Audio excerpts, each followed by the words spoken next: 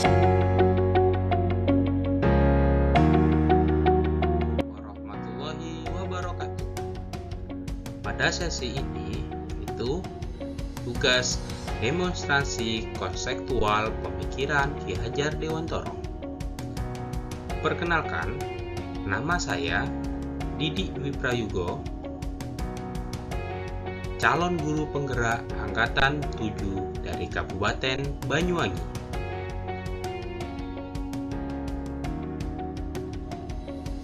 Dasar-dasar pemikiran Ki Hajar Dewantoro. Yang pertama yaitu menuntun. Yang kedua, kodrat anak. Yang ketiga, berpihak kepada anak. Dan yang keempat, bukan tabula rasa.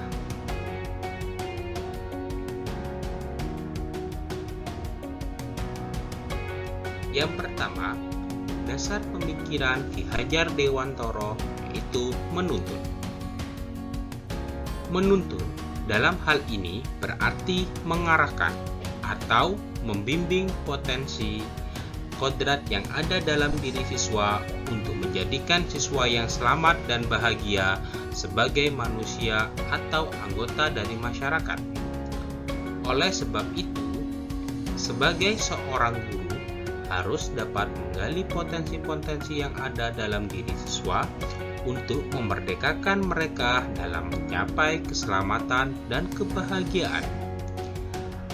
Salah satu semboyan dari Ki Hajar Dewantoro yaitu Ing ngarsa sung tulodo, artinya jadilah panutan atau contoh yang baik.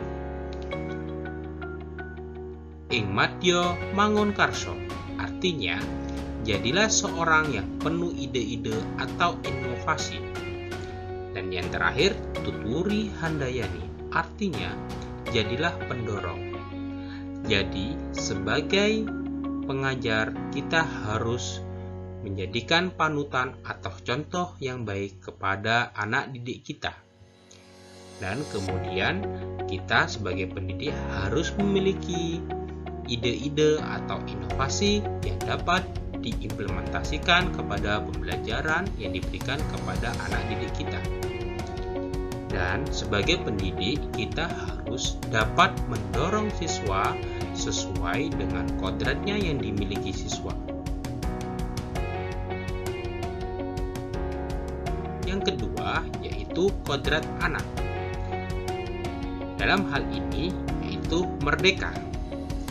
Maksud dari pemikiran Ki Hajar Dewantoro yaitu merdeka, yang artinya bebas atau manusia yang hidup baik secara batin maupun lahir, yang tidak tergantung pada orang lain dan bersandar terhadap potensi yang dimiliki oleh diri sendiri.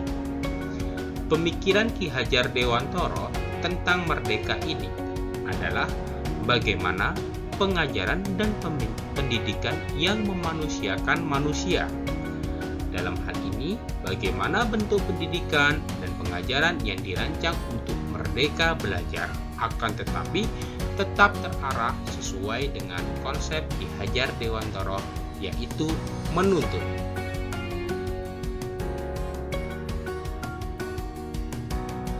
Kodrat anak yang kedua yaitu bermain.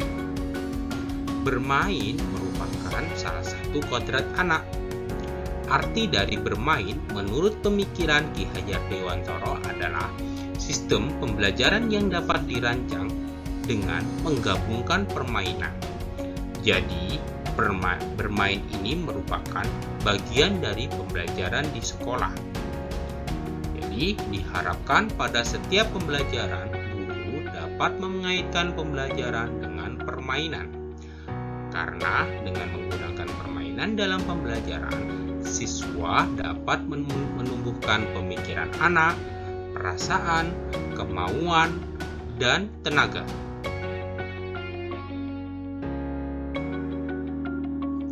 Yang ketiga, pendidikan yang berpihak kepada anak. Pendidikan yang berpusat kepada anak artinya pendidikan yang bertumpu atau menitikberatkan siswa sebagai prioritas utama dalam pendidikan yang harus dilayani atau yang harus difasilitasi kebutuhan proses pembelajarannya.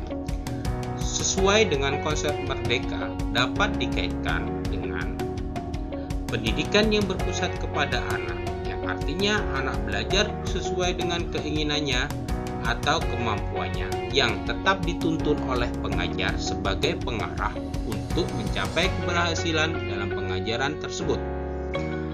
Maka, hendaklah pengajaran yang dilakukan dapat terkonsep pada kegiatan pembelajaran yang berpihak kepada anak.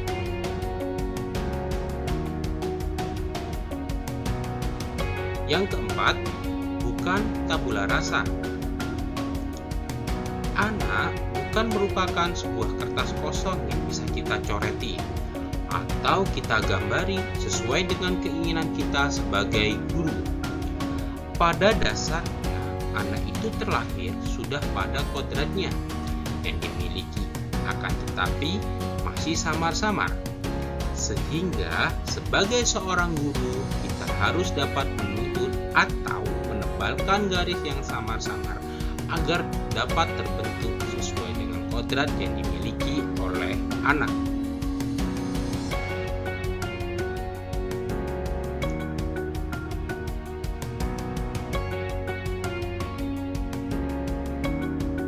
Adapun tantangan dari pemikiran Ki Hajar Dewantara terhadap konteks kelas dan sekolah pada saat ini. Yang pertama, pembelajaran yang belum berpihak kepada anak. Pada umumnya, pembelajaran yang dalam kelas dan sekolah masih belum berpusat kepada anak, melainkan berpusat kepada tuntutan ketercapaian atau keberhasilan dari buku pelajaran yang tidak sesuai dengan kebutuhan anak, yang disesuaikan dengan kodratnya. Untuk tantangan yang berikutnya, yaitu perkembangan zaman. Perkembangan zaman ini menjadi salah satu tantangan dari pemikiran Ki Hajar Dewantara, karena perkembangan zaman yang semakin maju dan teknologi yang berkembang pesat. Dalam hal ini, bagaimana seorang pendidik dapat memberikan pengajaran dan pendidikan yang disesuaikan dengan perkembangan zaman.